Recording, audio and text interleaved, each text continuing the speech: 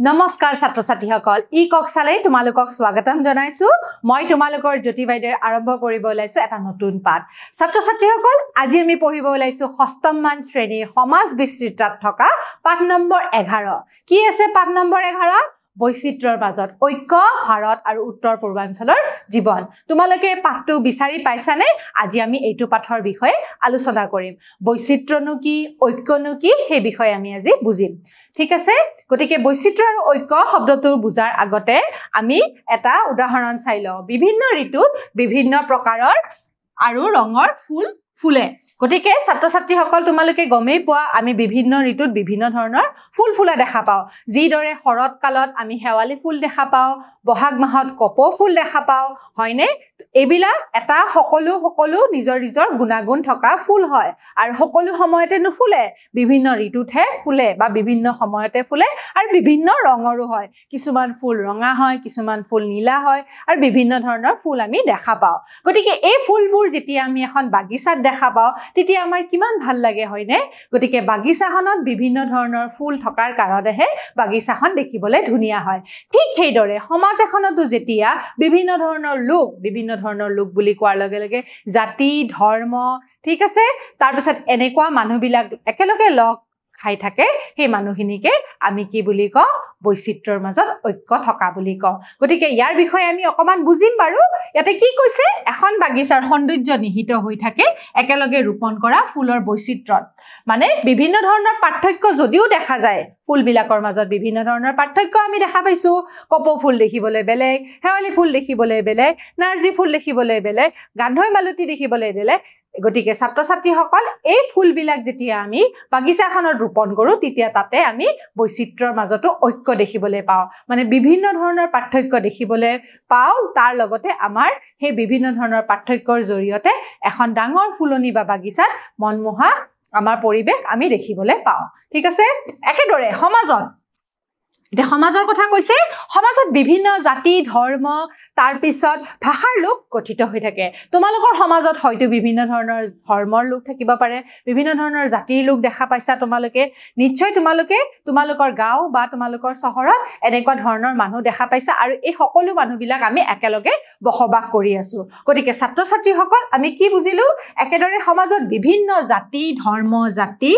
ভাষাৰ লোকে গঠিত হৈ আছে গতিকে বিভিন্ন জাতিৰ লোক আছে ধৰ্মৰ লোক আছে বিভিন্ন ভাষাৰ লোকে এখন সমাজ গঠিত হৈ আছে ঠিক আছে প্ৰতিটো গোটৰ নিজস্ব বিশ্বাস পৰম্পৰা ৰীতি নীতি উৎসৱ উদযাপন আছে গতিকে এই প্ৰতিটো গোটৰে প্ৰতিটো ধৰ্মৰে প্ৰতিটো জাতিৰে প্ৰতিটো ভাষাৰে বিভিন্ন ধৰণৰ উৎসৱ থাকে বিভিন্ন ধৰণৰ নীতি নিয়ম থাকে বিভিন্ন ধৰণৰ বিশ্বাস থাকে আৰু বিভিন্ন ধৰণৰ উৎসৱ উদযাপন কৰা হয় গতিকে এই প্ৰতিটো গোটৰে নিজৰ বিশ্বাস পৰম্পৰা নীতি নিয়ম আমি দেখিবলৈ পাওঁ এতিয়া নেক্সট স্লাইডলৈ যাওঁ হাসত নেক্সট স্লাইডত কি আছে মানুহৰ মাজত এই পাৰ্থক্য বৈচিত্ৰ্য বুলি কয় আমি অলপ আগতে ফুলনিখনৰ কথা কৈছিলো ফুলনি বাগিচাখনত আমাৰ বিভিন্ন ধৰণৰ পাৰ্থক্য দেখা পাইছিলো বিভিন্ন ধৰণৰ ফুলৰ কথা কৈছিলো বিভিন্ন ফুলে আমাক বৈচিত্ৰ্যৰ কথা বুজাইছিলে সেইদৰে সমাজত যিবিলাক লোক আছে সমাজৰ সেই লোকবিলাকৰ মাজত যদি ভাষাৰ পাৰ্থক্য ধৰ্মৰ পাৰ্থক্য জাতিৰ পাৰ্থক্য থাকে তেনেহলে সেই লোকসকলক পাৰ্থক্য বৈচিত্ৰ্য থকা বুলি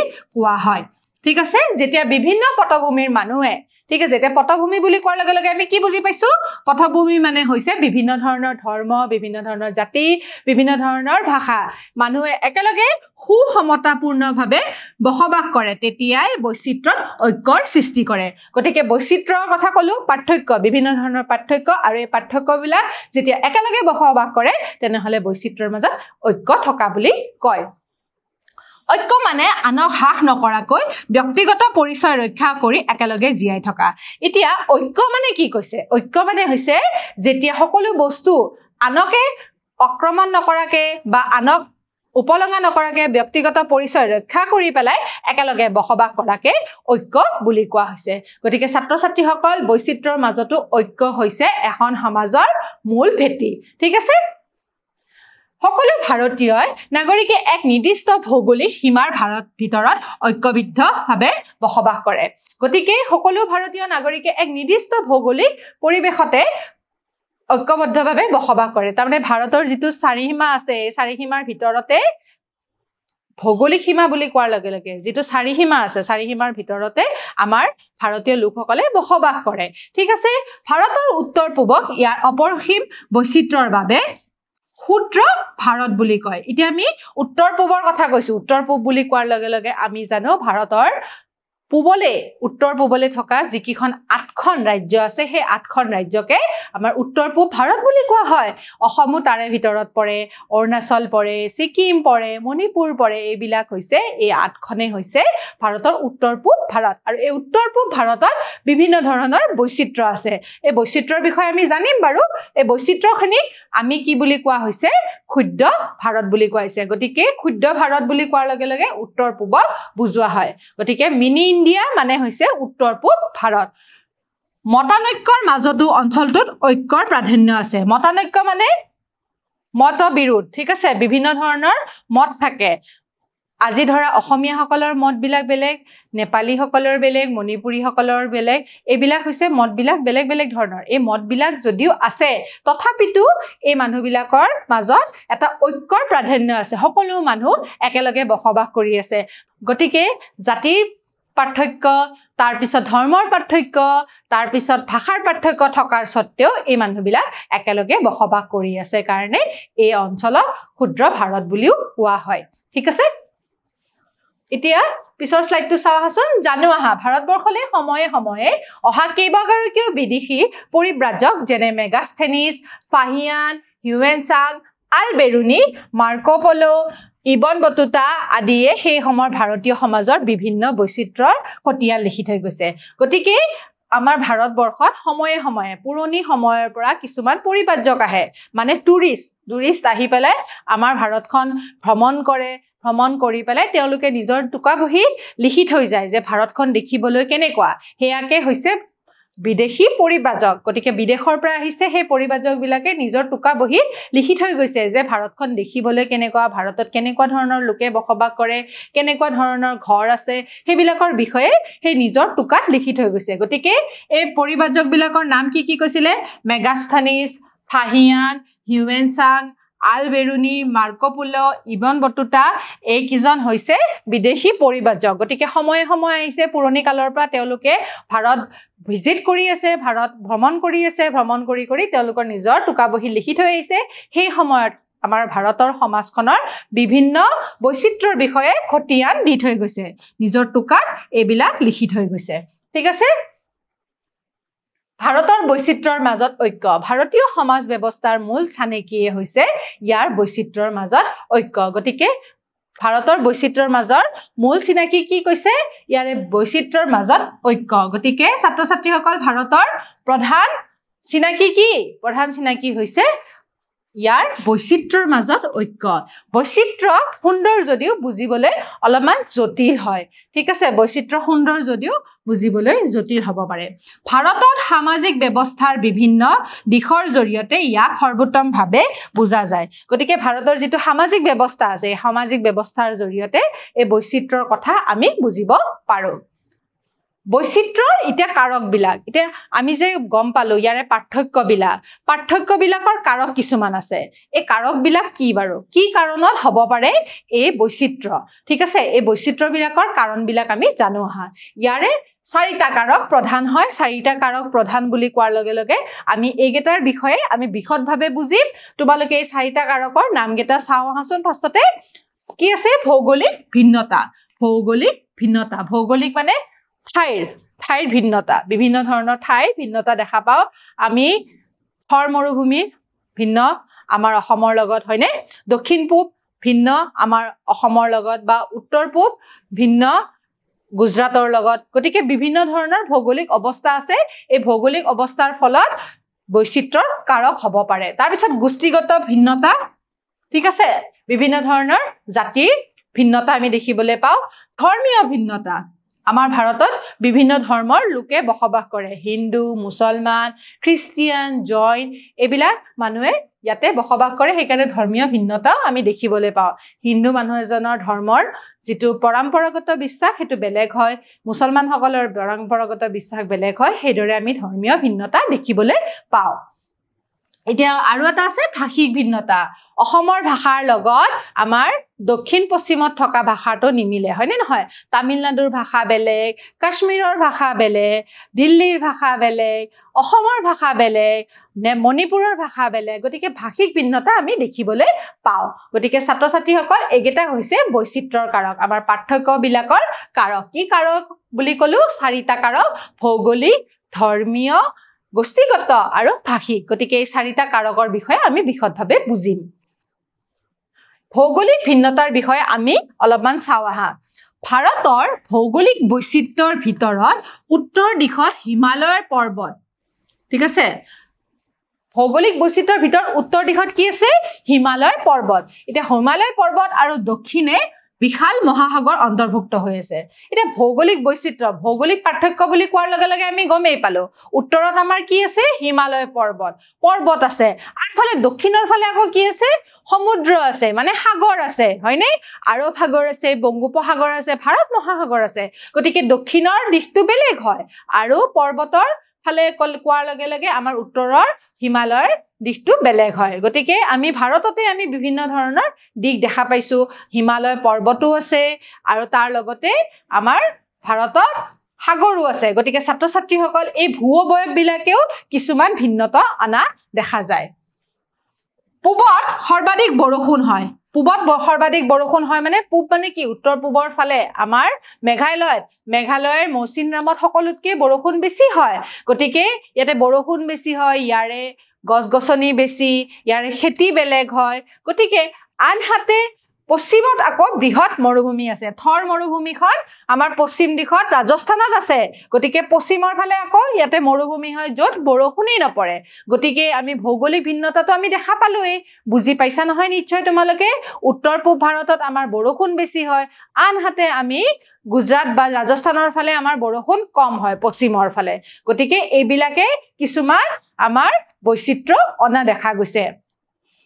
পৰিবেশৰ ভিতৰত পাহাৰ উপকূল সমভূমি বৰষুণ মৰুভূমি আদি অন্তৰ্ভুক্ত গতিকে ছাত্ৰ ছাত্ৰীসকল তোমালোকে সমভূমি মালভূমি তাৰ পিছত নদী উপত্যকা এইবিলাকৰ বিষয়ে পঢ়ি আহিছা এইবিলাকৰ বিষয়ে তোমালোকে জানাই যে ভাৰতত বিভিন্ন ধৰণৰ সমভূমি আছে নদী উপত্যকা আছে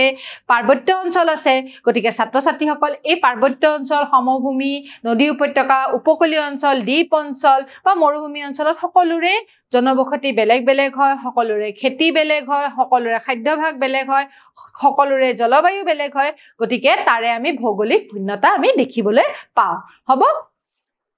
এই বৈচিত্ৰ্যই খাদ্যৰ আভাস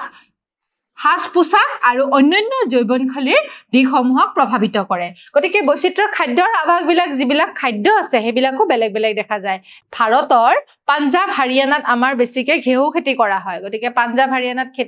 আমি ঘেঁহু খেতি দেখা পাওঁ সেইকাৰণে তাৰ পৰা আমি ঘেঁহুৰ পৰা আমি ৰুটি পাওঁ সেইকাৰণে সেই ঠাইৰ অঞ্চলৰ লোকসকলে ৰুটিক নিজৰ প্ৰধান আহাৰ বুলি ভাবে আনহাতে আমাৰ অসমৰ ফালে আমি কি দেখা পাওঁ ধান খেতি বেছিকে হয় গতিকে ধানৰ পৰা আমি চাউল পাওঁ গতিকে আমাৰ প্ৰধান আহাৰ আমি ভাত হিচাপে লওঁ গতিকে আমাৰ খাদ্যভাগবিলাকো সলনি হোৱা দেখা যায় ঠিক সেইদৰে সাজ-পোছাকবিলাকো বেলেগ বেলেগ হয় গতিকে যিবিলাক পাহাৰুৱা অঞ্চল হয় তাৰে সাজ-পোছাক বেলেগ হয় ঠিক সেইদৰে যিবিলাক অলপমান নামনি বা সমভূমি অঞ্চলৰ সাজ-পোছাক হয় সেইবিলাকো বেলেগ বেলেগ হয় গতিকে ঠাই বিশেষে সাজ-পোছাকো বেলেগ দেখা যায় অন্যান্য জীৱনশৈলীও আমি বেলেগ বেলেগ দেখা পাওঁ ঠিক আছে গতিকে ছাত্ৰ ছাত্ৰীসকল এই বৈচিত্ৰ্যৰ বিভিন্ন ধৰণৰ পাৰ্থক্য আনি দিয়ে পাঞ্জাবৰ লোক এজন বা দক্ষিণ ভাৰতৰ লোক এজন বা অসমৰ লোক এজনৰ মাজত আমি বিভিন্ন ধৰণৰ পাৰ্থক্য দেখিবলৈ পাওঁ উদাহৰণস্বৰূপে লাডাখ তামিলনাডু মেঘালয় আৰু থৰ মৰুভূমি অঞ্চলৰ জীৱনশৈলী গতিকে লাডাখৰ জীৱনশৈলী বেলেগ তাৰ পিছত তামিলনাডুৰ বেলেগ মেঘালয়ৰ বেলেগ আনহাতে থৰ মৰুভূমি অঞ্চলৰ জীৱনশৈলী বেলেগ আমি দেখিবলৈ পোৱা যাওঁ তাৰ বিষয়ে আমি আলোচনা কৰিম বাৰু ছাত্ৰ ছাত্ৰীসকল এতিয়া পৰম্পৰাগত গৃহশৈলীৰ ভিতৰত আমি এই ঠাই চাৰিখনৰ কথা কৈছিলো মনত আছে নহয় তোমালোকৰ থৰ মৰুভূমি অঞ্চল বুলি ক'লে ৰাজস্থানত আছে থৰ মৰুভূমি তাৰপিছত তামিলনাডু লাডাখ আৰু মেঘালয় গতিকে তাৰে যিবিলাক ঘৰ আছে এই ঘৰতে আমি বুজি পাওঁ তেওঁলোকৰ জীৱনশৈলীবিলাক বেলেগ বেলেগ হয় তামিলনাডুৰ ঘৰ এটা দেখিবলৈ এনেকুৱা ধৰণৰ হয় গতিকে এইটো তেওঁলোকৰ জলবায়ু বা তেওঁলোকৰ ভৌগোলিক ভিন্নতাৰ ওপৰত নিৰ্ভৰ কৰি পেলাই এনেকুৱা ঘৰ বনাইছে ঠিক সেইদৰে থৰ মৰুভূমি অঞ্চলত আকৌ এয়া ঘৰ বনাইছে এই ঘৰবিলাকে তেওঁলোকক ঠাণ্ডা কৰি ৰাখে আৰু যেহেতু তাতে উষ্ণতা বহুত বেছি সেই কাৰণে সেই এনেকুৱা অঞ্চলত এনে ধৰণৰ ঘৰ বনোৱা দেখা যায় ঠিক সেইদৰে লাডাখত আকৌ এনেকুৱা ধৰণৰ ঘৰ দেখিবলৈ পোৱা যায় আকৌ মেঘালয়ত আকৌ এই ধৰণৰ ঘৰ দেখিবলৈ পোৱা যায় যিবিলাক বাঁহ বেতেৰে বনোৱা ঘৰ আমি দেখিবলৈ পাওঁ গতিকে পৰম্পৰাগত গৃহশৈলী হয় আজিকালি অৱশ্যে বিল্ডিং বা এনেকুৱা ধৰণৰ অট্টালিকা বনোৱা হয় তথাপিতো এইবিলাক ঘৰ তেওঁলোকৰ নিজৰ জলবায়ু হিচাপে ভৌগোলিক ভিন্নতা হিচাপে বনোৱা হৈছে গতিকে আমি এই চিত্ৰৰ জৰিয়তে বুজি পাইছো যে ভাৰতত বিভিন্ন ভৌগোলিক ভিন্নতা আছে আৰু এই ভৌগোলিক ভিন্নতাৰ ওপৰত নিৰ্ভৰ কৰিয়ে ভাৰতৰ খাদ্যভাগ বেলেগ বেলেগ হাসপাৰ বেলেগ বেলেগ তাৰ পিছত তাৰে জাতি ধৰ্ম বেলেগ বেলেগ হয় গতিকে তাৰ লগতে তাৰে ঘৰৰ অৱস্থাবিলাকো বেলেগ বেলেগ হয় কি ধৰণে ঘৰবিলাক বনায় হেও আমি বুজি পালো এতিয়া আমি দুটামান প্ৰশ্ন চাওঁ হা ভাৰতৰ দক্ষিণ পশ্চিম ইয়াৰ অপৰসীম বৈচিত্ৰ্যৰ বাবে ক্ষুদ্ৰ ভাৰত বুলি কোৱা হয় এটো শুদ্ধ অশুদ্ধ সুধিছে দক্ষিণ পশ্চিম বুলি কোৱাৰ লগে লগে আমাৰ কোনখিনি অংশ বুজায় উপকূলীয় অঞ্চলবিলাক দক্ষিণ পশ্চিমৰ কথা কৈছিলে নে বাৰু ক্ষুদ্ৰ ভাৰত বুলি ক'লে আমি জানো উত্তৰ পূবৰ কথা গতিকে এই উত্তৰটো হ'ব শুদ্ধ হ'বনে বাৰু নহয় ইয়াৰে উত্তৰটো হ'ব লাগিছিলে উত্তৰ পূব ঠিক আছে উত্তৰটো হ'ব লাগিছিলে উত্তৰ পূব যদি থাকিলে হয় ইয়াৰে উত্তৰটো শুদ্ধ হ'ল হয় গতিকে উত্তৰ পূব নাই যেহেতু ইয়াৰে উত্তৰটো হ'ব অশুদ্ধ হ'ব তাৰ পিছৰ প্ৰশ্নটো চাওঁচোন পিছৰ প্ৰশ্নটো দিছে বৈচিত্ৰ্যৰ কাৰক কেইটা আমি জানিছিলো যে বৈচিত্ৰ্যৰ কাৰক হৈছে 4টা গতিকে ইয়াতে কোনটো উত্তৰত আছে শুদ্ধ উত্তৰ 7টাটো হ'বনে নহয় 6টাটো নহয় 5টাটো নহয় 4টাটো শুদ্ধ উত্তৰ ভৌগোলিক ভিন্নতা গোষ্ঠীগত ভিন্নতা ধৰ্মীয় ভিন্নতা আৰু ভাষিক ভিন্নতা গতিকে 4টা প্ৰধান কাৰক বৈচিত্ৰ্যৰ মাজত গতিকে ইয়াৰে উত্তৰটো হ'ব 4টা 3 নম্বৰ প্ৰশ্নটো চাওঁচোন কোনটো অঞ্চলৰ গৃহশৈলী হয় এটো ঘৰ আমি কোনটো অঞ্চলত দেখা পাওঁ সাধাৰণতে তামিলনাডু থৰ মৰুভূমি অঞ্চল লাডাখ নে মেঘালয় গতিকে ইয়াৰে উত্তৰটো কোনটো হ'ব তোমালোকে ক'ব পাৰিবানে তামিলনাডু হ'বনে নহয় থৰ মৰুভূমি হ'ব